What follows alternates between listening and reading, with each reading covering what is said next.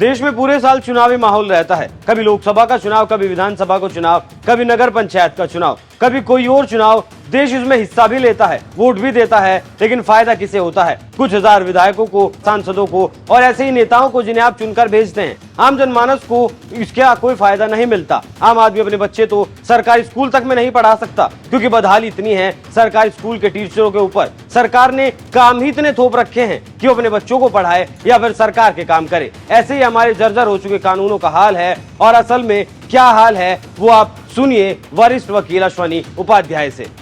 सब कुछ बदल रहा है, नेता पार्टी बदल रहे हैं, पार्टियां गठबंधन बदल रही हैं, गठबंधन के नाम बदल रहे हैं, गठबंधन के नारे बदल रहे हैं, लेकिन दो चीज नहीं बदल रही है।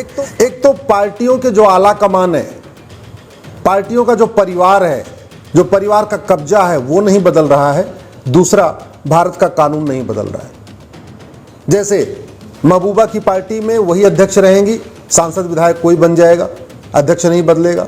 अब्दुल्ला की पार्टी हमेशा अब्दुल्ला के कब्जे में रहेगी, ममता की पार्टी हमेशा ममता के कब्जे में रहेगी, राहुल सोनिया की पार्टी हमेशा राहुल सोनिया के कब्जे में रहेगी, चौटाला की पार्टी हमेशा चौटाला के कब्जे में रहेगी, डीएमके हमेशा स्टालिन के कब्जे में रहेगी, आपकी झारखंड मुक्ति मोर्चा हमेशा सोरेन परिवार के कब्जे में रहेगी, तेलंगाना में, आंध्रा में जो जगन मोहन का परिवार है या वाईएसआर का परिवार है वो उसी के कब्जे में रहेगा।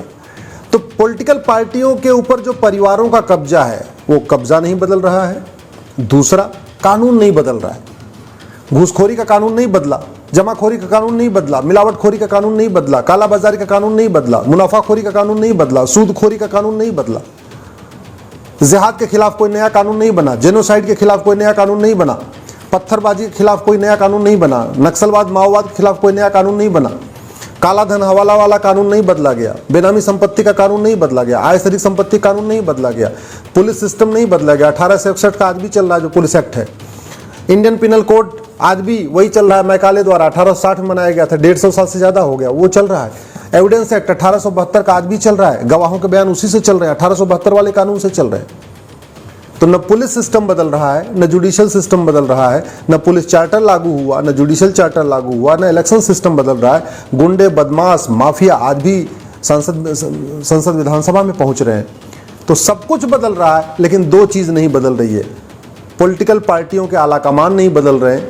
खानदान जो खानदान पहले चला रहे थे अब वही आज भी चला रहे हैं। पहले इंदिरा जी चला रही थी, उसके पहले नेहरू जी चला रहे थे, अब सोनिया जी चला रही हैं, फिर राहुल जी चला रहे हैं। पहले देवीलाल चला रहे थे, फिर ओम प्रकाश चौटाला, चौटाला के बाद दुष्यंत चौटाला।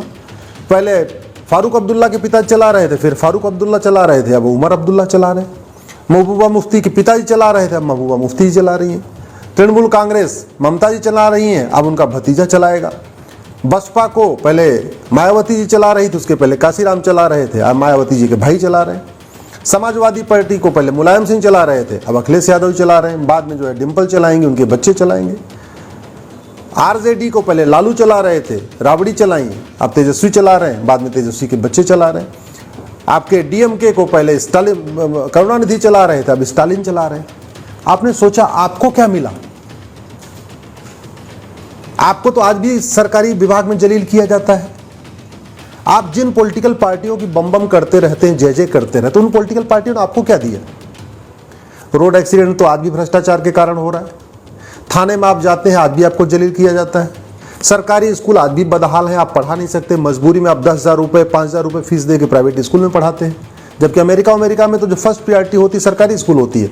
जिन बच्चों का सरकारी स्कूल में एडमिशन नहीं होता वो प्राइवेट स्कूल में पढ़ाते हैं। आप अपने सरकारी स्कूल में पढ़ाना भी नहीं चाहते हो, इतने बदहाल हो चुके हैं।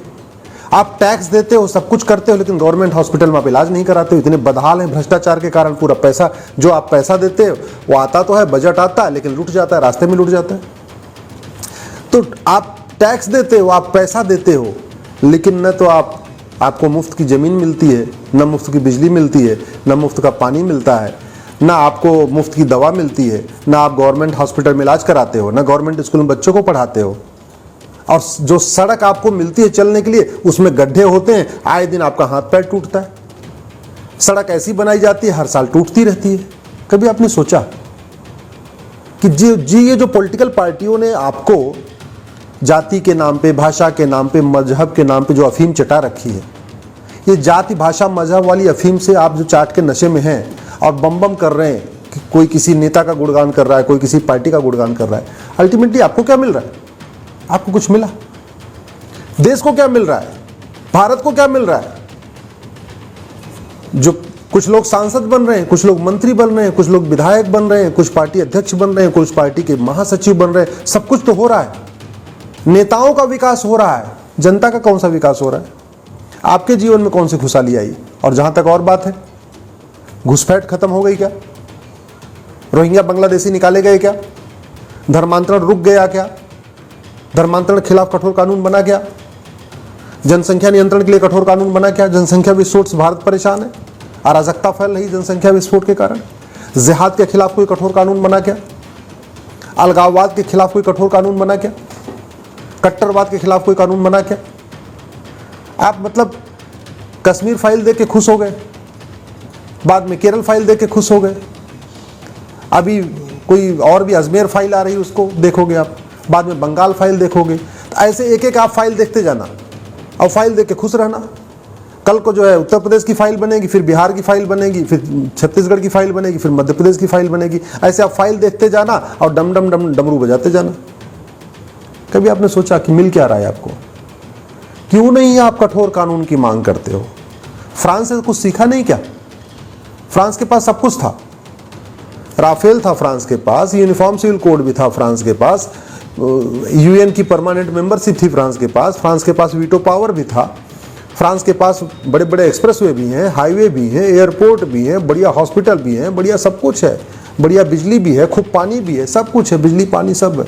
और वहाँ तो बेरोजगारी भी नहीं है। 15 दिन तक फ्रांस जला, कुछ बचा क्या? आया कोई बचाने? दुनिया का कोई और देश बचाने आया? यूएन के जितने और भी देश हैं परमानेंट मेंबर, अमेरिका, चीन, जापान, रूस, कोई बचाने आया फ्रांस को? अरे मैं आपसे कह रहा हूं, सठे साठ्यम समाजचरित सिद्धांत को समझिए। लोहा लोहे को काटता है। जब तक अधर्म का नाश नहीं होगा तब तक धर्म की जय नहीं होगी, और अधर्म के नाश के लिए कठोर कानून बनाना पड़ेगा। आप कहते रहते हो ना, सुनते रहते हो, धर्म की जय हो, अधर्म का नाश हो, प्राणियों में सद्भावना हो, विश्व का कल्याण हो। जब तक अधर्म का नाश नहीं होगा तब तक धर्म की जय नहीं होगी। जब तक अधर्म का नाश नहीं होगा तब तक प्राणियों में सद्भावना नहीं होगी। जब तक अधर्म का नाश नहीं होगा तब तक भारत का कल्याण नहीं होगा। अल्टीमेटली अधर्म का नाश करना जरूरी है, और अधर्म का नाश इस घटिया इंडियन पेनल कोड से नहीं हो पाएगा।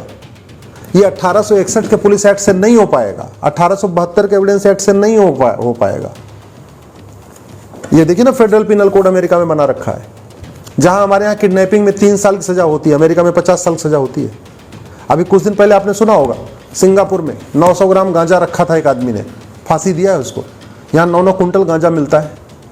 तो न नशा नियंत्रण की बात हो रही है, न शराब नियंत्रण की बात हो रही है, न जिहाद नियंत्रण की बात हो रही है, न जाति का जहर घोला जा रहा है उस पर कंट्रोल की बात हो रही है, न भाषावाद का जहर घोलते हैं उसकी बात हो रही है, न क्षेत्रवाद का जहर घोलते हैं उनकी बात हो रही है।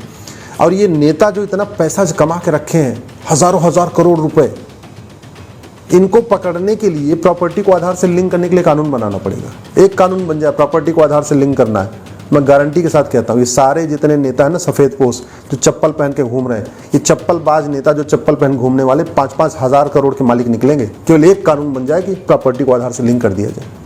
तो इसकी मांग करिए। काहे लिए पॉलिटिकल पार्टियों की जय जय कर रहे हैं फालतू में झूठ मूठ के, जो कुछ नहीं आपको देते? अरे जिससे देश का भला होगा उसके बारे में सोचिए ना। 1 घंटे के अंदर FIR होती है क्या आज की डेट में? दुनिया के कई देशों में होती है, पुलिस चार्टर लागू है, भारत में क्यों नहीं है? दुनिया के कई देशों में 1 महीने के अंदर पुलिस के लिए जांच को कंप्लीट करना अनिवार्य है, और इसलिए उन्होंने नार्को पॉलीग्राफ ब्रेन मैपिंग कानून बनाया, क्योंकि narco polygraph brain mapping test करते ही 24 घंटे में पता चलता है पूरी सच्चाई क्या है। भारत में क्यों नहीं मांग करते? आप भी मांग करो ना, जोर जोर से मांग करो। नेताओं के पीछे चलने की बजाय, पार्टियों के पीछे चलने की बजाय नार्को पॉलीग्राफ ब्रेन मैपिंग की मांग करो, पुलिस रिफॉर्म की मांग करो, पुलिस चार्टर लागू करने की मांग करो, घटिया कानूनों को बदलने की मांग करो, जुडिशियल रिफॉर्म की मांग करो, 1 साल के अंदर मुकदमों का फैसला हो इसके लिए जुडिशियल चार्टर लागू करने की मांग करो, कि हर हालत में कोर्ट को 1 साल के अंदर मुकदमे का फैसला करना ही करना है, इसकी मांग करो।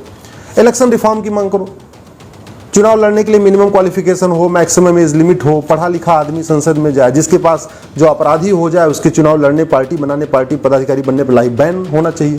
तो इलेक्शन रिफॉर्म की मांग करो, इससे भारत बदलेगा।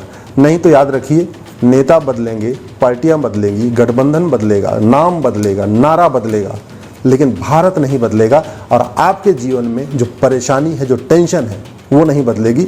आपके जीवन की 80% परेशानियों का समाधान अच्छे कानून से हो सकता है, इसलिए अच्छे कानून की मांग करिए।